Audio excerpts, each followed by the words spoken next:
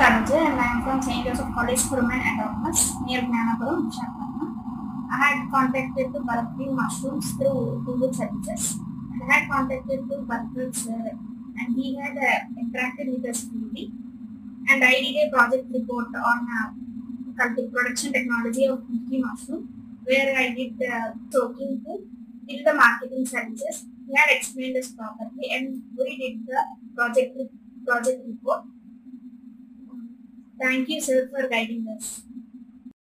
Hello, I am Sarupati Jyotirmay, pursuing Bachelor's degree in Agriculture and Rural Development from St. Joseph College, Vishakhpatnam. It's a great opportunity to share my experience as a trainee under Bharat Dreams Mushroom Private Limited.